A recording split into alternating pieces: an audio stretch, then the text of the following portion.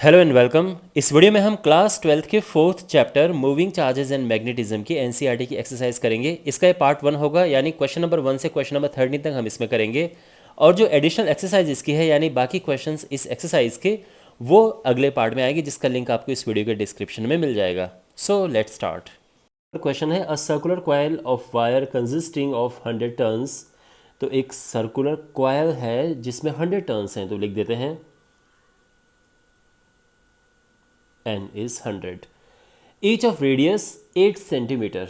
तो जो रेडियस है दैट इज़ 8 सेंटीमीटर, इसे हम कन्वर्ट करेंगे मीटर में, तो ये हो जाएगा 8 इंटू 10⁻⁻² मीटर। और जो करंट इसमें फ्लो हो रहा है दैट इज़ 0.40 एम्पियर। हमें बताना है कि जो कॉयल है उसके सेंटर में क्या मैग्नेटिक फील्ड है। तो बेसिकली हमें बी फाइंड करना है। ओके, तो हमारे पास जब एक करंट लूप होता है, जस्ट एक सर्कुलर करंट लूप होता है, तो इसकी वजह से मैग्नेटिक फील्ड का फॉर्मूला क्या होता है, that is mu not I upon 2r। But जब इसमें एक पूरा कॉइल है और उसमें n टर्न्स हैं, तो फॉर्मूला बन जाता है, यहाँ पर आ जाता है ni। ठीक है, i की जगह पे ni। तो वैल्यूज पुट करते हैं। Mu naught is 4 pi times 10⁻⁻⁷। Number of turns 100 है इसमें। Current is 0.4 ampere divided by 2 times radius है 8 इंटू 10⁻⁻²। तो यहाँ पर ये हो जाएगा 2 4, एक पॉइंट से ये 0 गया और ये 4 से 4 गया, तो ये हो जाएगा यहाँ से। अभी हमारे पास पाई बचा है एंड 10⁻⁻7, 1 यहाँ से है और ये 2 माइनस का नीचे ऊपर जाएगा, प्लस का 2 हो जाएगा और ये हो जाएगा फाइनली 3.14 इंटू 10⁻⁻7 और ये हुआ माइनस का 4 हो जाएगा, -7 + 3 टेस्ला, ये आंसर है। A long straight wire carries a current of 35 ampere. What is the magnitude of the field B at a point 20 cm from the wire? देखो, ये है लॉन्ग स्ट्रेट वायर। तो हमारे पास एक लॉन्ग स्ट्रेट वायर है और इस वायर, ये करंट फ्लो हो रहा है 35 एम्पियर, और इस वायर से 20 सेंटीमीटर की डिस्टेंस पे हमें फाइंड करना है मैग्नेटिक फील्ड इस पॉइंट पे। तो देखो, यहाँ पर जो गिवन इन्फॉर्मेशन है सबसे पहले वो लिख देते हैं। तो यहाँ पे क्या गिवन है, करंट गिवन है that is 35 ampere, distance 20 centimetre. इसको हम कन्वर्ट करेंगे तो आ जाएगा 20 इंटू 10⁻⁻² मीटर। और हमें मैग्नेटिक फील्ड फाइंड करना है। ऑलराइट, तो मैग्नेटिक फील्ड का फॉर्मूला क्या होता है, due to a long straight wire. तो यहां पे हम लिखेंगे magnetic field due to a long straight wire क्या होता है। तो देखो, इसका फॉर्मूला आपने देखा होगा, या तो mu naught upon 2 pi I upon r, या तो आपने फॉर्मूला इस तरह से देखा होगा, या फिर mu naught upon 4 pi into 2i upon r. दोनों सेम ही है। यहाँ से अगर आप इसको काटेंगे 2 यहाँ पे रह जाएगा। या तो आपने फॉर्मूला इस शेप में देखा होगा या फिर इस शेप में देखा होगा। ठीक है, कोई भी आप अप्लाई कर सकते हैं। अगर हम यहाँ पे ये अप्लाई करें, म्यू नॉट क्या होता है 4 pi into 10⁻⁻7 upon 4 pi, 2 into current is 35 और जो आर है दैट इज़ 20 इंटू 10⁻⁻²। ठीक है, अब हम कैलकुलेट करेंगे, यहाँ पे सिंप्लीफाई करेंगे। ये हुआ 2 से ये गया 10 से इसको डिवाइड करेंगे तो ये आ जाएगा 3.5 आएगा डेफिनेटली, और -2 पर आ जाएगा तो ये हो जाएगा +2, तो बेसिकली -5 आ जाएगा टेस्ला, और ये हमारा आंसर है। अ long straight wire in the horizontal plane carries a current of 50 ampere in north to south direction। तो एक वायर हमारे पास है और इसमें करंट नॉर्थ टू साउथ है, इस तरफ ये करंट हो गया है and that is 50 ampere. Okay, हमें बताना है magnitude and direction of magnetic field at 2.5 east. तो ईस्ट इस तरफ होता है, यहाँ पर हमें बताना है जो कि 2.5 मीटर है, ये कोई पॉइंट P है।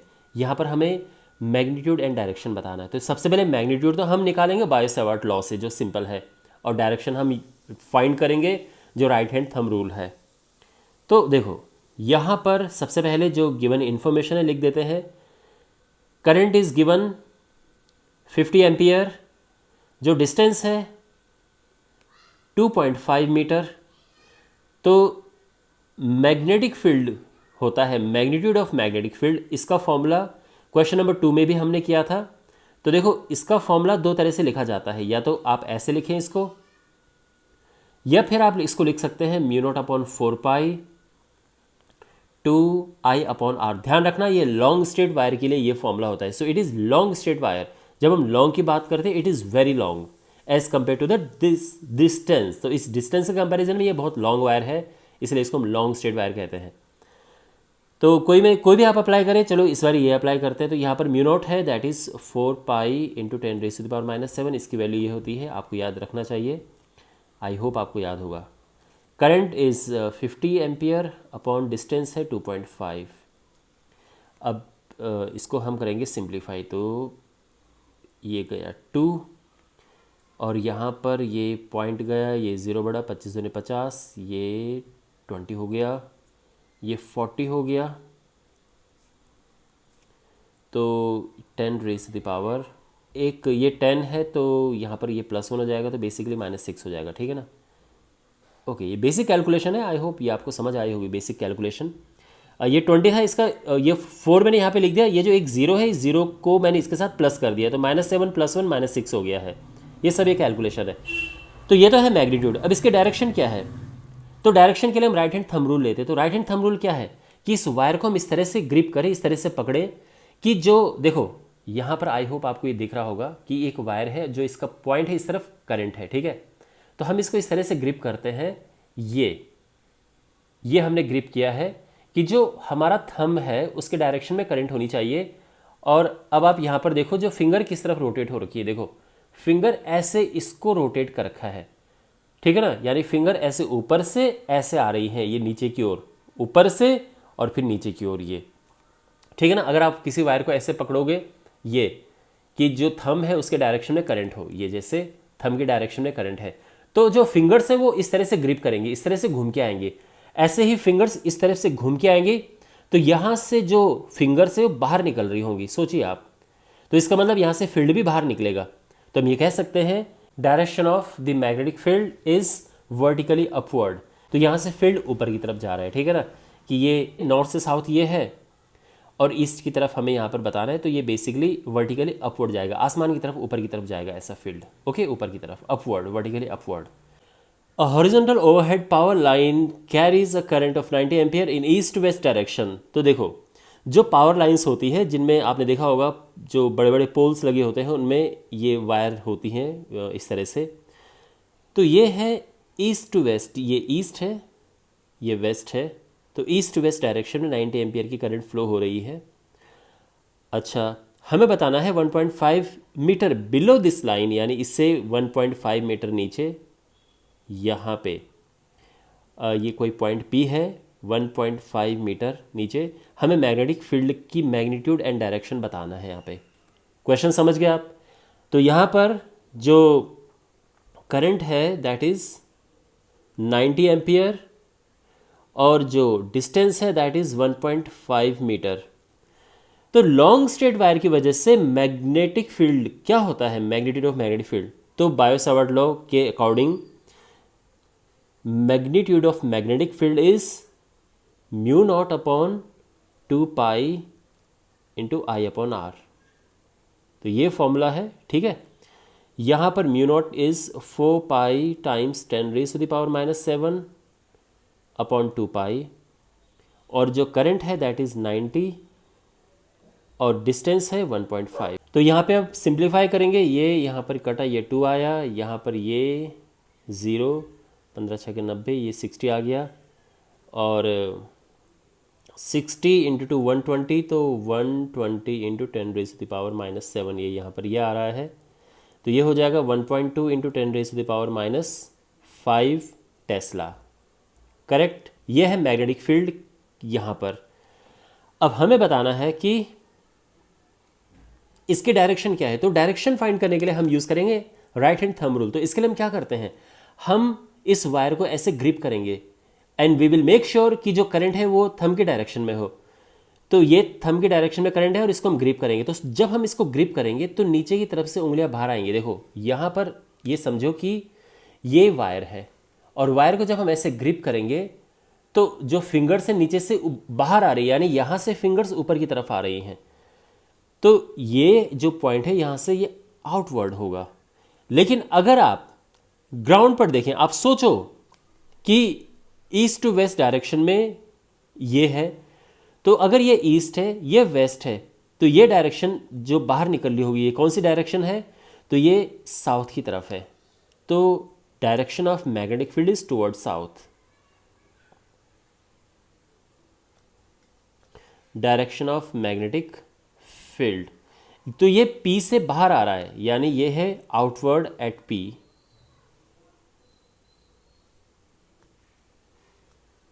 लेकिन अगर हम वैसे देखें तो ये साउथ है, टुवर्ड साउथ।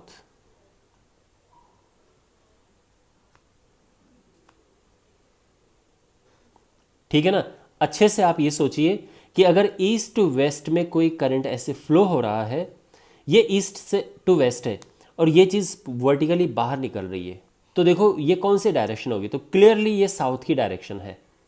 ठीक है, तो इसीलिए हमारा आंसर ये है toward south. What is the magnitude of magnetic force per unit length on a wire carrying a current 8 ampere. तो current is 8 ampere making an angle 30 degree with the direction of uniform magnetic field. तो angle between current and magnetic field is, जो wire है और यानी current and magnetic field 30 degree है, and जो magnetic field है that is 0.15 Tesla, और हमें फाइंड करना है फोर्स पर यूनिट लेंथ। तो F/L हमको फाइंड करना है। तो देखो कोई यूनिफॉर्म मैग्नेटिक फील्ड होता है, सपोज दैट ये एक मैग्नेटिक फील्ड है और इस मैग्नेटिक फील्ड पे एक वायर है इस तरह से रखी हुई। यहाँ पर ये जो करंट कैरिंग वायर है और जो मैग्नेटिक फील्ड है इसके बीच में एंगल बन रहा है, ये मैग्नेटिक फील्ड है, इसके बीच में एंगल 30 डिग्री है। तो जब भी कोई करंट कैरिंग वायर किसी मैग्नेटिक फील्ड में होती है तो वो एक फोर्स एक्सपीरियंस करती है। हमें बताना है कि फोर्स पर यूनिट लेंथ क्या है। तो हम लिखेंगे कि force on a current carrying wire in a uniform magnetic field ये होता है IBL साइन थीटा या ILB साइन थीटा, जैसे भी आप लिख सकते हैं, ये फॉर्मूला होता है। हमें निकालना है F/L, तो ये हो जाएगा IB sine theta.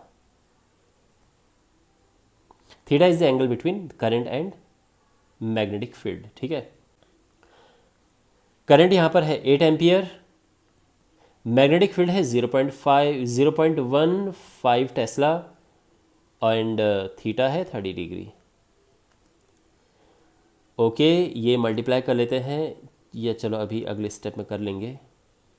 Sign 30 is 1/2, ये यहाँ पर कैंसिल हुआ, 4 टाइम्स 15 चौको 60 और 2 प्लेस के बाद यहाँ पर पॉइंट लग जाएगा, तो 0.60 न्यूटन पर मीटर, क्योंकि फोर्स अपॉन लेंथ है तो ये न्यूटन हो गया, ये पर और अपॉन मीटर न्यूटन पर मीटर ये है, और ये हमारा आंसर है। A 3 centimeter wire carrying a current 10 ampere is placed inside a solenoid perpendicular to its axis. The magnetic field inside the solenoid is given to be this. What is the magnetic force on the wire? जो wire है उसकी length given है 3 centimetre, current is 10 ampere और यहाँ पे magnetic field है 0.27 Tesla.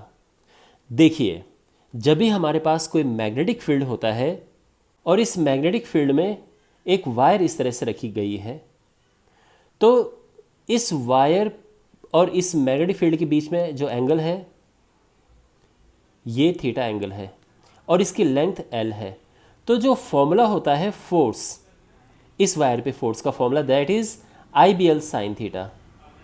अब यहाँ पर जो हमारे पास पर्टिकुलर क्वेश्चन है उसमें एक सोलेनॉइड है इसकी जगह पे, ये जो है, तो बेसिकली उसमें भी मैग्नेटिक फील्ड है, लेकिन वो मैग्नेटिक फील्ड पैदा किससे हो रहा है, वो एक सोलेनॉइड से पैदा हो रहा है। तो ये हमारे पास इस तरह से एक सोलेनॉइड है और इस सोलेनॉइड का जो मैग्नेटिक फील्ड होता है वो इस तरफ होता है। ये मैग्नेटिक फील्ड की लाइन्स हैं इस सोलेनॉइड में, ठीक है। लेकिन जो वायर प्लेस की गई है ये परपेंडिकुलर है, ये जो वायर रखी है ये परपेंडिकुलर रख रखी है इस तरह से। अब आप समझो कि जो एंगल यहाँ पर ये थीटा है, अगर मैं इस वायर को ऐसे बिल्कुल वर्टिकल कर दूंगा तो ये 90 डिग्री एंगल हो जाएगा। इसका मतलब ये है कि यहाँ पर जो थीटा है जब भी हमें ज़रूरत पड़ेगी तो हम 90 डिग्री लेंगे। ओके, तो ये मैग्नेटिक फील्ड है, उसमें एक करंट कैरिंग वायर हमने रखी है। तो किसी भी मैग्नेटिक फील्ड में जब कोई करंट कैरिंग वायर हम लेके जाते हैं तो एक फोर्स एक्सपीरियंस करती है। तो वो फोर्स इस फॉर्मूले से हम फाइंड आउट कर सकते हैं, ठीक है। तो यहाँ पर हम अब फॉर्मूला लगाएंगे, तो therefore force on the wire,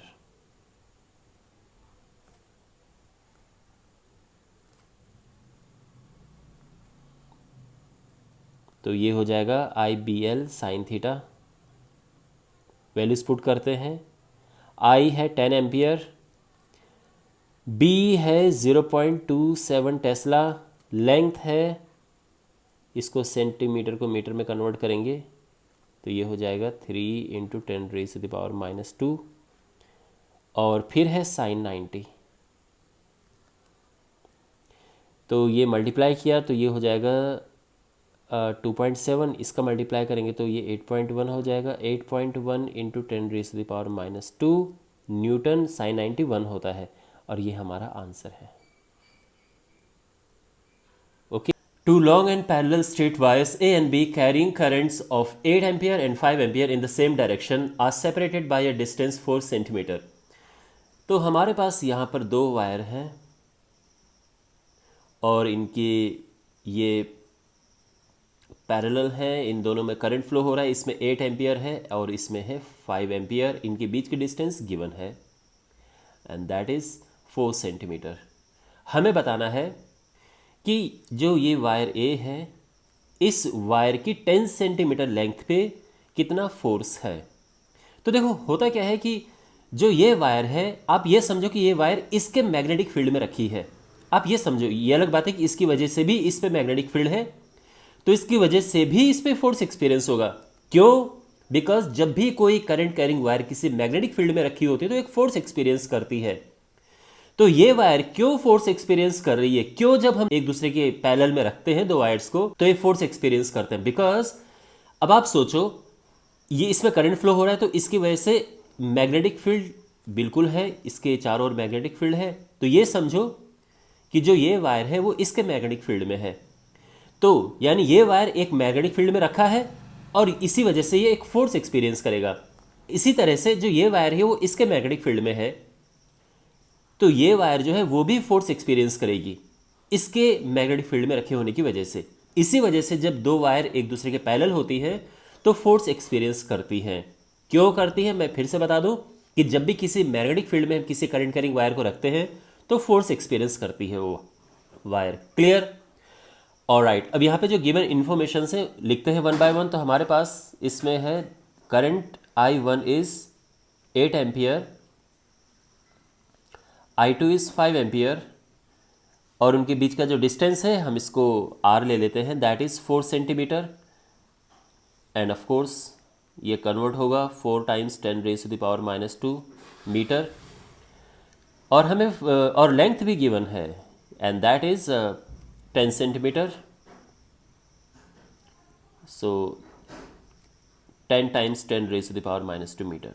okay, जो फोर्स होगा इसका फॉर्मूला होता है μ0/2π I1 I2 R × L। ये होता है फोर्स। हो सकता है आपने फॉर्मूला इस तरह से भी देखा होगा कि यहाँ पर 4 यहाँ पे 2 लगा हो, और ये इस फॉर्म में भी हो सकता है, ठीक है, बात एक ही है। म्यू नॉट क्या है, इसकी वैल्यू हम पुट करेंगे,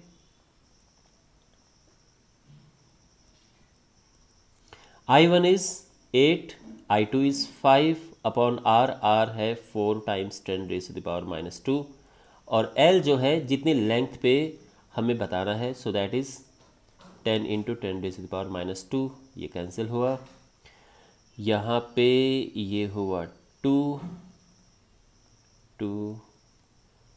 और ये है 4, ये 4 है तो ये आ जाएगा 4 इंटू 10⁻⁻7 और एक ये है और ये 5 भी है, -7 + 1 और ये 5 भी है, तो 4 5 ज़ा 20 हो जाएगा यहाँ पर, ठीक है ना। तो कुल मिलाकर ये हो जाएगा 2 इंटू 10⁻⁻, ये 1 यहाँ पे फिर से इसको 0 को हटाएंगे तो यहाँ पे +1 लग जाएगा और ये -5 आ जाएगा, इतना न्यूटन ये फोर्स है और ये हमारा आंसर है। ओके, और दूसरा ये है कि इसमें फोर्स किस तरफ लगेगा, तो जब भी लाइंस जो वायर्स पैरेलल होते हैं और उसमें करंट सेम डायरेक्शन में होती है तो अट्रैक्ट होती है, तो ये जो फोर्स है इसमें टुवर्ड्स राइट लगेगा, तो इसका जो फोर्स होगा टुवर्ड्स राइट होगा। क्यों? क्योंकि जब दो वायर्स कैसे है, ये आप जो फ्लेमिंग का लेफ्ट हैंड रूल है आप उससे भी फाइंड कर सकते हैं, और जब वायर सेम डायरेक्शन में करंट होती है तो अट्रैक्शन होता है, जब अपोजिट डायरेक्शन में करंट होती है तो उनमें रिपल्शन होता है। तो ये वायर सेम डायरेक्शन में करंट है, अट्रैक्शन होगा, इस वजह से ये जो फोर्स है इस पे इस तरफ लगेगा। Closely wound solenoid 80 centimetre long has 5 layers of windings of 400 turns each. तो जो सोलेनॉइड है उसमें एक लेयर में 400 टर्न्स हैं। इसके बाद ये समझो कि ये लेयर फिर इस तरह से है, फिर इस तरह से है, फिर इस तरह से है और फिर इस तरह से, ऐसे टोटल 5 लेयर हैं इसमें, 5 लेयर्स। तो एक लेयर में अगर 400 टर्न्स हैं तो 5 लेयर्स में कितने टर्न्स होंगे, तो टोटल नंबर ऑफ टर्न्स जो इसमें है दैट इज़ 5 टाइम्स 400 और ये है 2000। Length of the solenoid is given here, that is 80 centimetre, end of course हम इसको मीटर में कन्वर्ट करेंगे। Diameter of solenoid is this, तो सोलेनॉइड का डायमीटर गिवन है, तो यहाँ पर ऑल्दो जो इसका डायमीटर है इससे हमें लेना देना कुछ ऐसा है नहीं, इसकी ज़रूरत भी यहाँ पे नहीं पड़ेगी, तो उसको रहने देते हैं। और यहाँ पर जो करंट है दैट इज़ 8 एम्पियर, और हमने मैग्नेटिक फील्ड फाइंड करना है। तो मैग्नेटिक फील्ड का फॉर्मूला होता है सिंपल, इसका फॉर्मूला ध्यान रखना, μ0 Ni होता है। N है number of turns per unit length, तो इसकी वजह से ये जो फॉर्मूला है ये चेंज होके आ जाता है अपॉन L। और अब यहाँ पर हम वैल्यू पुट करेंगे, ये μ0 होता है 4 pi into 10⁻⁻7, number of turns total 2000 इसमें है, करंट इसमें 8 एम्पियर है, divided by length is 80 centimetre, तो इसको हमने कन्वर्ट कर दिया था मीटर में इस तरह से। तो यहाँ पर जो है ये कैलकुलेट करेंगे हम, तो 0 से 0 कटा, 8 से यहाँ पे 8 कैंसिल हुआ, और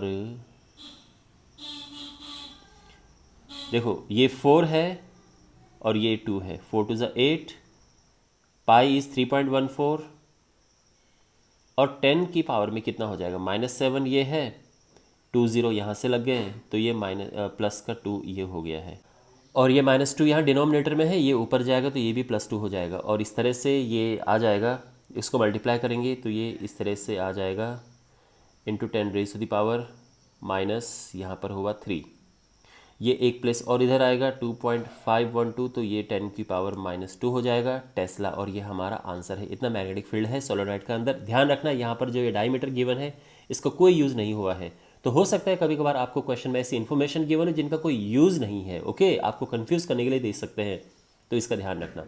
दिस इज़ आवर आंसर। एक स्क्वायर कॉइल है जिसकी साइड 10 सेंटीमीटर है और इसमें 20 टर्न्स हैं और एक करंट कैरी करती है 12 एम्पियर का। इसको वर्टिकली सस्पेंड किया जाता है इस तरह से कि जो इस कॉइल का नॉर्मल है वो एक हॉरिजॉन्टल यूनिफॉर्म मैग्नेटिक फील्ड से 30 डिग्री एंगल बना रहा है। तो ये जो कॉइल है ये इस तरह से, कुछ इस तरह से ये कॉइल है, और इस कॉइल का ये है नॉर्मल, और ये जो नॉर्मल है ये हॉरिजॉन्टल के साथ में, जो हॉरिजॉन्टल ये मैग्नेटिक फील्ड है इसके साथ 30 डिग्री का एंगल बना रहा है। तो हमें टॉर्क बताना है इस कॉइल पे। तो देखो यहाँ पर जो इन्फॉर्मेशन गिवन है वो लिखते हैं। तो सबसे पहले जो चीज़ फाइंड करनी होती है, आपको इसका फॉर्मूला आना चाहिए। टॉर्क का फॉर्मूला होता है NIAB साइन थीटा। इस तरह से लिख सकते हैं, या हो सकता है आपने फॉर्मूला NBAI करके कुछ पढ़ा हो। मुझे फॉर्मूला इस तरह से याद है, तो ये फॉर्मूला है। इसमें जो थीटा एंगल है ये है angle between A and B। देखो ये A क्या है, ये A होता है एरिया वेक्टर, B है मैग्नेटिक फील्ड। एरिया वेक्टर की डायरेक्शन क्या होती है, जो प्लेन होता है उसके परपेंडिकुलर डायरेक्शन होती है। तो बेसिकली यही एंगल हमें चाहिए। आप ये मत समझना कि एंगल हमें कॉइल के साथ चाहिए, नहीं, हमें एंगल चाहिए होता है A एंड B के बीच में। A इज़ एरिया वेक्टर, तो जो एरिया होता है उसकी डायरेक्शन परपेंडिकुलरली बाहर निकलती है। तो ये जो कॉइल यहाँ पर है इसकी डायरेक्शन ये है, बिल्कुल परपेंडिकुलरली बाहर निकल रही है। अब ये 3D फिगर है तो थोड़ा सा आपको समझने में अलग सा लग रहा होगा, बट ऐसा समझो कि ये कॉइल है और ये A है, बिल्कुल इसके परपेंडिकुलर, और फील्ड के साथ में 30 डिग्री का एंगल बन रहा है। तो यहाँ पर आप देख सकते हैं सारी इन्फॉर्मेशन हमारे पास है। जो N है, number of turns that is 20, current is 12 ampere, और जो एरिया है, एरिया बिकॉज ये स्क्वायर है तो ये 10 का स्क्वायर यानी 100 सेंटीमीटर स्क्वायर हो जाएगा।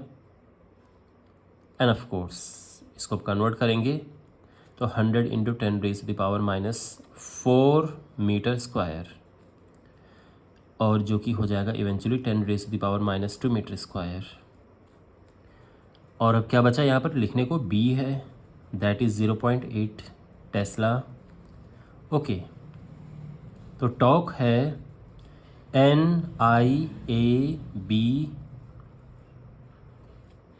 Sine theta. तो वैल्यूज पुट करते हैं यहाँ पर 20, 12 A है 10⁻⁻², B मैग्नेटिक फील्ड 0.8, साइन 30, तो ये हो जाएगा, साइन 30 हाफ होता है तो ये 0 से ये कटा, ये हुआ 16 इंटू 12 इंटू 10⁻⁻², ये हुआ हाफ, 8 12 8 96 इंटू 10⁻⁻², और ये 0.96 न्यूटन मीटर आ जाएगा। ये आंसर है। ये क्वेश्चन है 2 मूविंग कॉइल मीटर्स, तो 2 गैल्वेनोमीटर्स हैं, ये समझ लो moving coil galvanometers. M1 and M2 have the following particulars. तो यहाँ पर जो 2 कॉइल्स हैं उनकी ये इन्फॉर्मेशन गिवन है, और हमें बताना है कि रेशियो क्या है उनकी current sensitivity end voltage sensitivity का। तो पहले आप ये जान लो कि current sensitivity end voltage sensitivity क्या होती है। देखो जो मूविंग कॉइल गैल्वेनोमीटर होता है उसमें करंट की वजह से एक उसमें जो निडल होती है वो मूव करती है, और इस वजह से उसमें टॉर्क डेवलप होता है। जो टॉर्क होता है that is NIAB। N number of turns हैं, I करंट है, A area of coil and B magnetic field. जो ये टॉर्क होता है ये डायरेक्टली प्रोपोर्शनल होता है जो एंगल जिस पे मूव करती है ये जो निडल होती है, ठीक है। तो ये एंगल है बेसिकली। जब हम इसको हटाते हैं यहाँ से तो यहाँ पे एक कांस्टेंट आ जाता है जिसको हम स्प्रिंग कांस्टेंट कहते हैं। तो अब ये समझो आप कि हमारे पास ये फॉर्मूला एक बन जाता है। अब यहाँ पर जो करंट सेंसिटिविटी है दैट इज फाई, यानी जो एंगल है अपॉन करंट, एंड जो वोल्टेज सेंसिटिविटी होती है that is phi upon V means voltage. तो अगर हम यहाँ पर इसको देखें, यानी इसको नीचे लेके जाएंगे, इसे नीचे लेके जाएंगे, तो हमारे पास फॉर्मूला बनेगा NAB/K। और V है यहाँ पर, तो V समझो कि V होता है I/R। तो V/I तो ये सारा है, उसमें बस R का एक्स्ट्रा यहाँ पर मल्टीप्लाई हो गया है, ये समझो आप। तो NAB/K। तो ये फॉर्मूला करंट सेंसिटिविटी का है, ये वोल्टेज सेंसिटिविटी का फॉर्मूला है। Is it clear? अब हम क्या करेंगे कि इसका यूज़ करके एंड अब निकालेंगे रेशियो। तो सबसे जो यहाँ पर इन्फॉर्मेशन गिवन है उसको लिख देते हैं। तो यहाँ पर वैसे ऑलरेडी इन्फॉर्मेशन यहाँ पर गिवन है, N1 N2 सब दिया है यहाँ पर, ओके, कोई प्रॉब्लम नहीं है। अब यहाँ पर जो है स्प्रिंग कांस्टेंट दोनों के लिए सेम है, तो जो K1 है दैट इज़ K, और जो K2 है दैट इज़ ऑल्सो K। तो यहाँ पे हमने करंट सेंसिटिविटी फाइंड करनी है M2 एंड M1 की, यानी ऊपर 2 आएगा, नीचे 1 आएगा। तो जो फर्स्ट पार्ट यानी A है, current sensitivity of the second coil upon current sensitivity of the first coil, ये हो जाएगा। देखो तो यहाँ पर फर्स्ट कॉइल के लिए ये हम क्या करेंगे, 1 लगा देंगे, एंड सेकंड के लिए हम यहाँ पे 2 लगा देंगे। तो देखो ये हो जाएगा N2 A2 B2 upon K2 है, बट K2 K ही है क्योंकि ये सेम है। और जो 1 के लिए N1 A1 B1 upon K, यहाँ पे K से K कैंसिल हो गया। N2 जो है यहाँ पर ये 42 है, और A2 है ये यहाँ पर ये 42, A2 है 1.8 इंटू 10⁻³ एंड जो B2 है वो है 0.5। अभी मुझे ये थोड़ा यहाँ से मिटाना होगा, तो ये सब जो इन्फॉर्मेशन है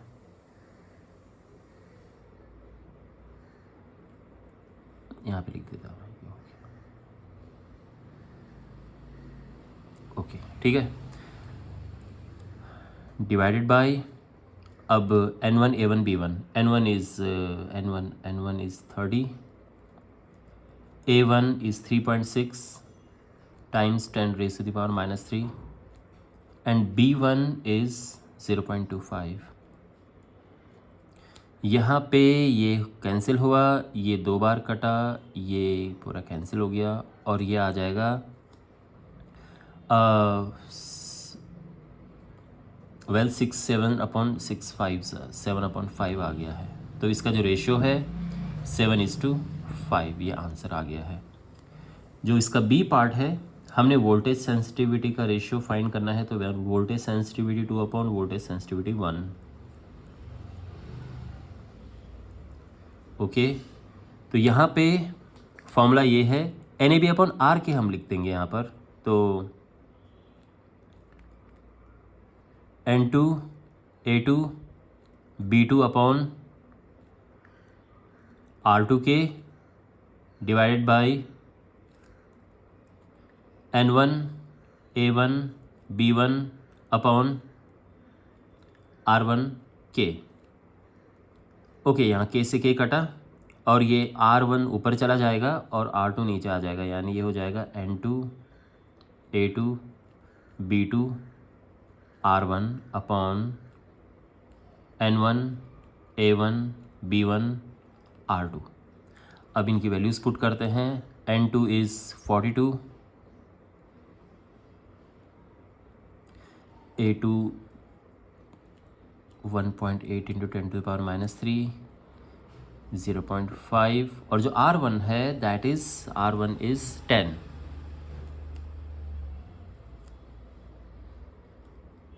divided by 30 times 3.6 times 10⁻³ times 0.25, और जो यहाँ पर R2 है, R2 इज़ 14। तो ये कैंसिल हुआ, ये 2 बार कैंसिल हुआ, और ये कैंसिल हुआ, ठीक है। 14 3 ज़ा 42, 10 3 ज़ा 30, 3 से 3 कटा और ये रेशियो आ गया 1:1 और ये हमारा आंसर है। ठीक है, ये दोनों हमारे आंसर है। क्वेश्चन नंबर 11 है, in a chamber a uniform magnetic field 6.5 gauss is maintained. An electron is shot into the field with a speed of this normal to the field. Explain why the path of the electron is a circle. देखो पहले मैं आपको ये explain कर देता हूँ कि path क्यों सर्कुलर होता है। आई एम श्योर आपको ऑलरेडी पता होगा ही अगर आपने ये चैप्टर पढ़ा है। तो ये सपोज दैट ये मैग्नेटिक फील्ड है और मैं क्रॉस लिख रहा हूँ, यानी मैग्नेटिक फील्ड पेपर की अंदर है, अंदर की तरफ है, डाउनवर्ड डायरेक्शन में, इनटू द पेपर। तो ये मैग्नेटिक फील्ड है, यूनिफॉर्म मैग्नेटिक फील्ड। अब एक इसमें हम एक इलेक्ट्रॉन को शूट करते हैं। हमने एक इलेक्ट्रॉन यहाँ पे डाला। अब जो ये इलेक्ट्रॉन है ये कोई भी पाथ फॉलो कर सकता है।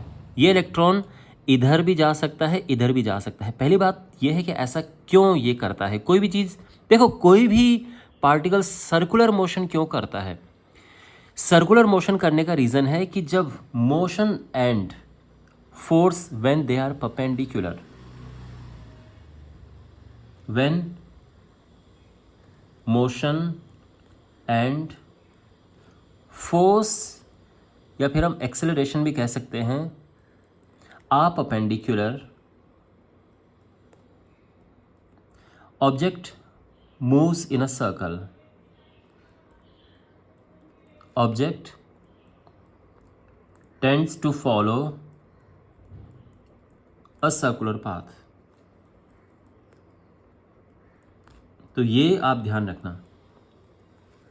तो मोशन तो होता ये है कि हमने पार्टिकल इधर भेजा, तो एक्चुअल में जो पार्टिकल है उसका मोशन तो इधर है, लेकिन इस पर एक फोर्स लगता है।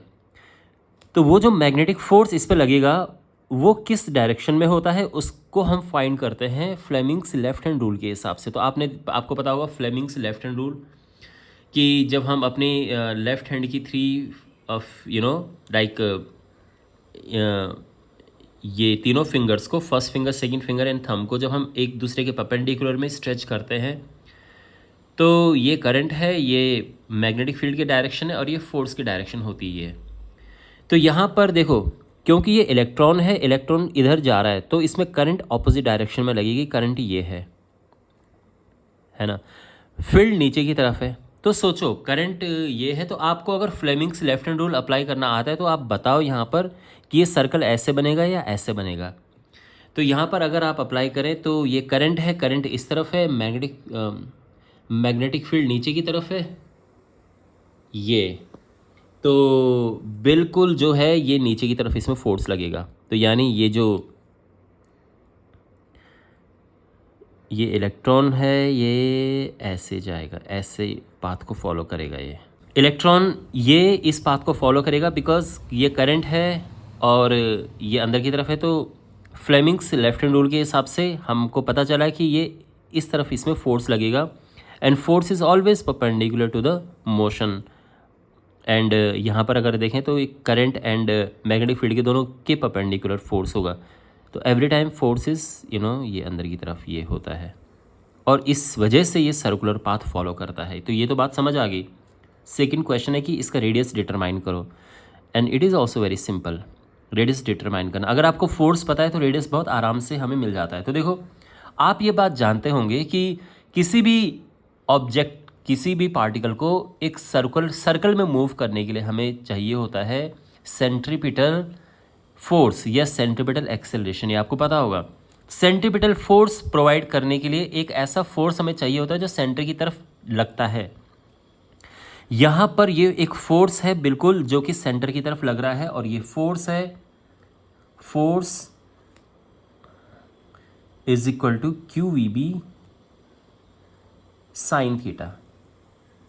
सो this theta is angle between V and B। तो यहाँ पर जिस तरफ इसका मोशन है और जो मैग्नेटिक फील्ड है उसके परपेंडिकुलर, उसके बीच में जो एंगल है वो तो लाइक 90 डिग्री है।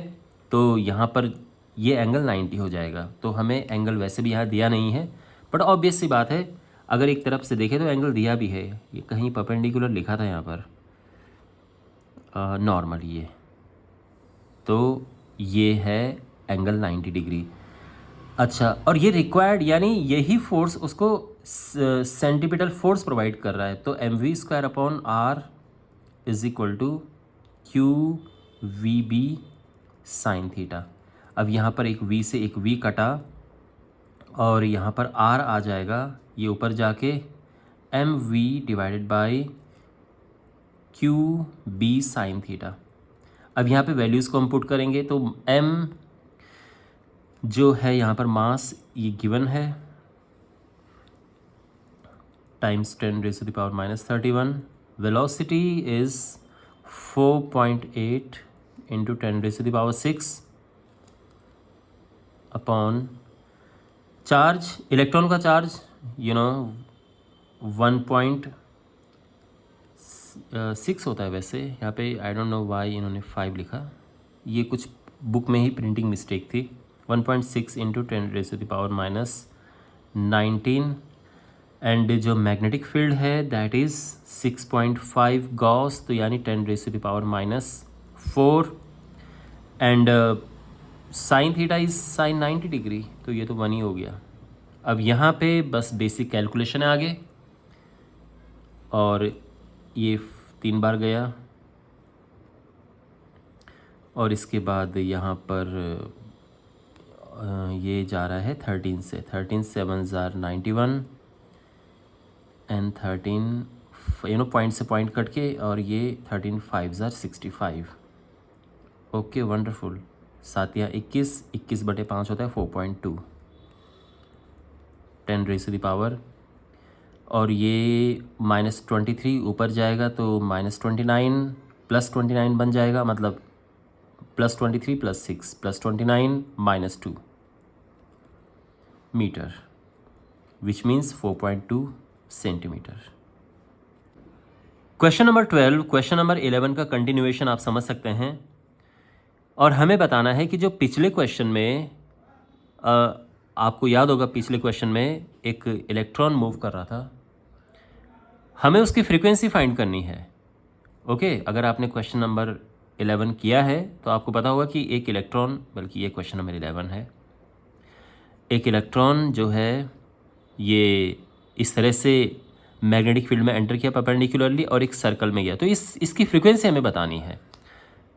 तो देखो फ्रीक्वेंसी कैसे निकालेंगे हम, मैं आपको सिंपल स्टेप्स बताऊंगा। फ्रीक्वेंसी का सिंबल इस तरह से न्यू लिखते हैं, न्यू ये सिंबल है, और फ्रीक्वेंसी आप जानते हैं 1 टाइम पीरियड होता है।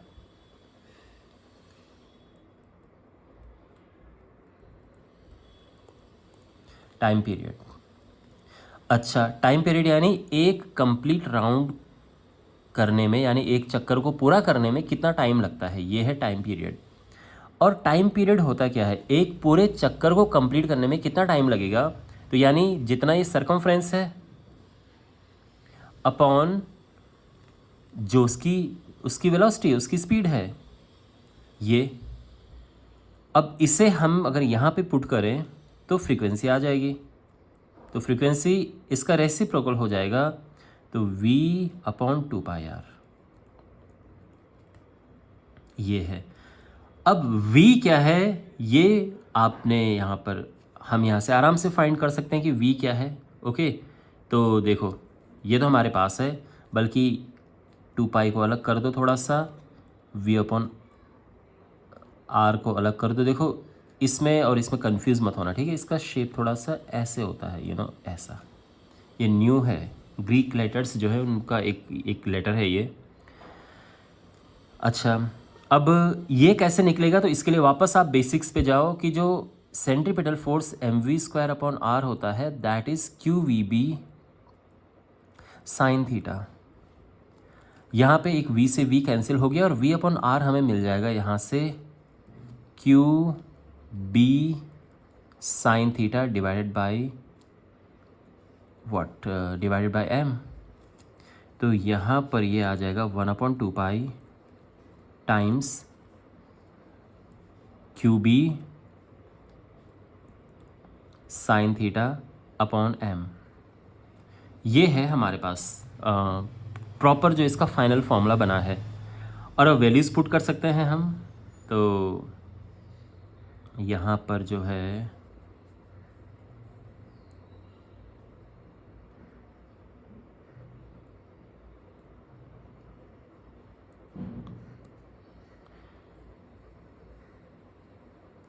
ओके, तो 1/2 पाई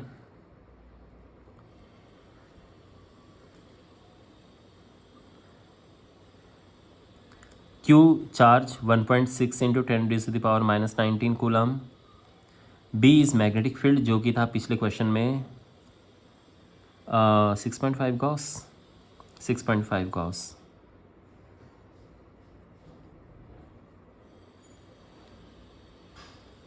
(10⁻⁻4) साइन थीटा इज साइन 90 जो कि 1 हो जाएगा अपॉन, और यहाँ पर चलो इसको ऐसा कर दो, और मास इज़ 9.1 इंटू 10⁻31। अब बस बेसिक कैलकुलेशन यहाँ पर होगी। तो अगेन पॉइंट से पॉइंट कटा, 13×5 = 65, 13×7 = 91, तो अच्छे से कट गया। और इसके बाद बस बेसिक कैलकुलेशन है, और यहाँ पर हमारे पास जो ये कट जाएगा 0.8 आएगा, और इसके बाद फिर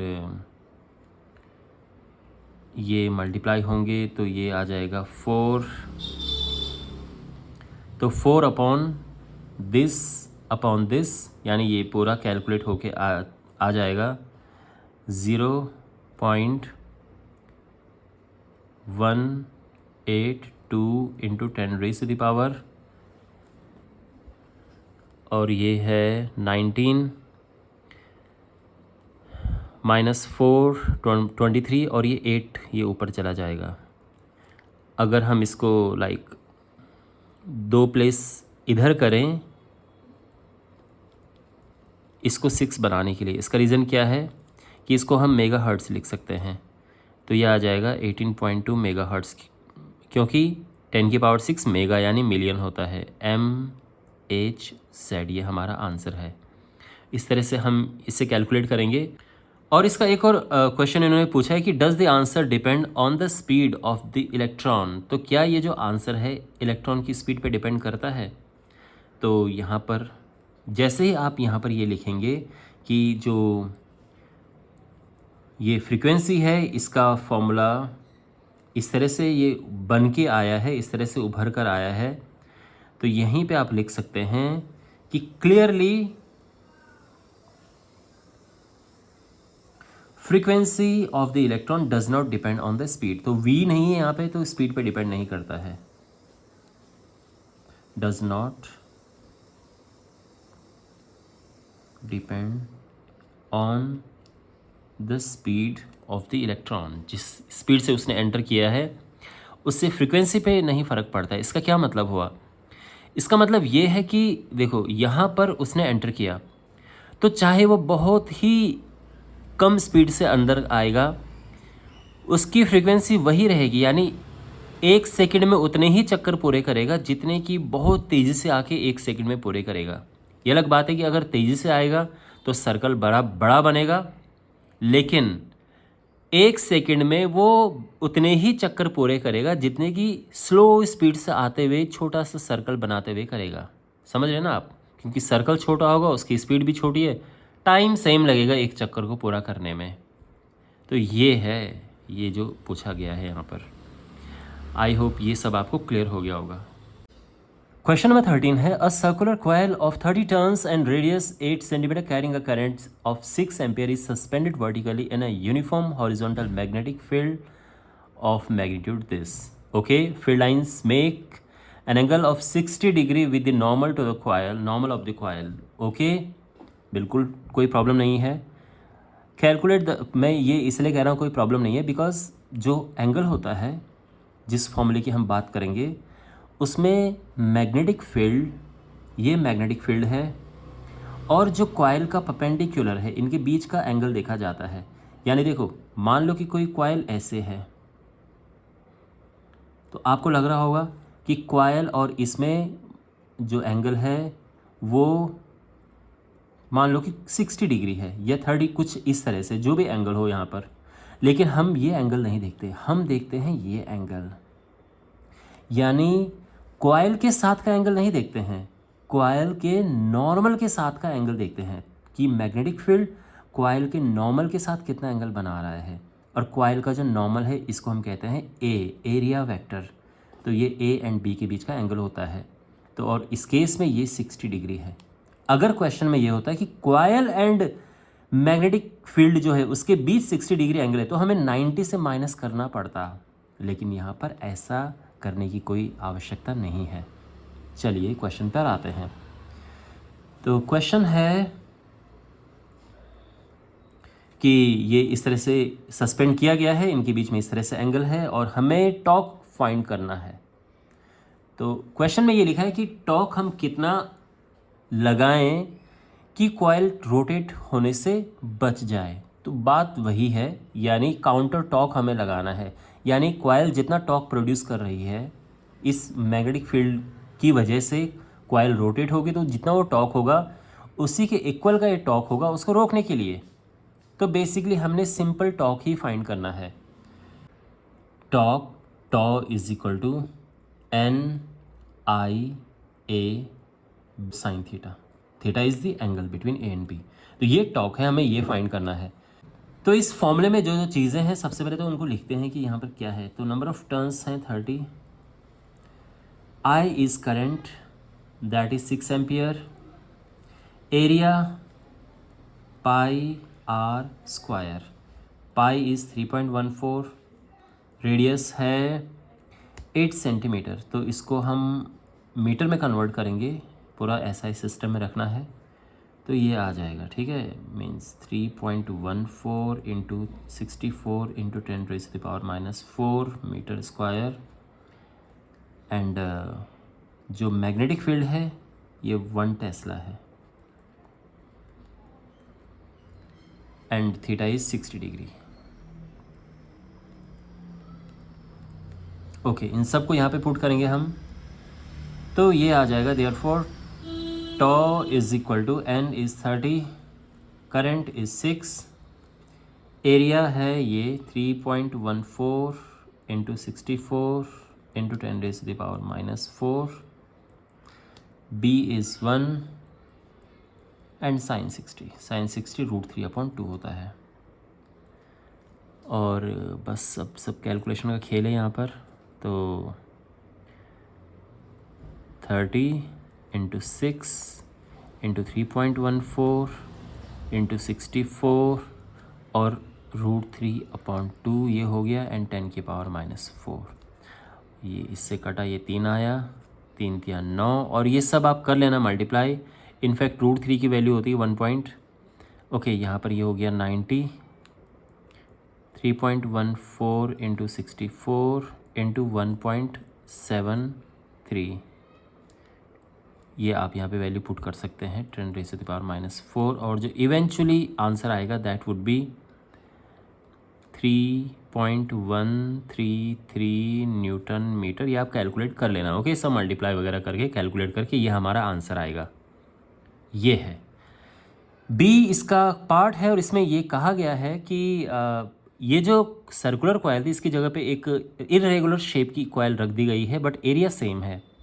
तो क्या हमारा आंसर चेंज होगा? तो आप लिखोगे answer will not change, since torque does not depend on the shape, it just depends on the area.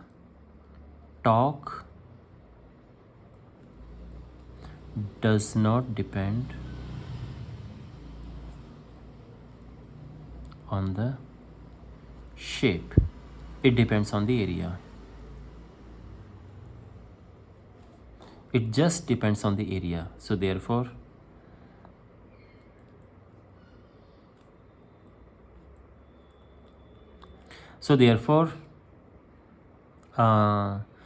torque will not change. talk will not change or the answer will not change if it is replaced by any other irregular shaped coil. Okay, तो will not change, बस मैंने ये लिख दिया है, बाकी आप समझ सकते हो किस तरह से लिखना है.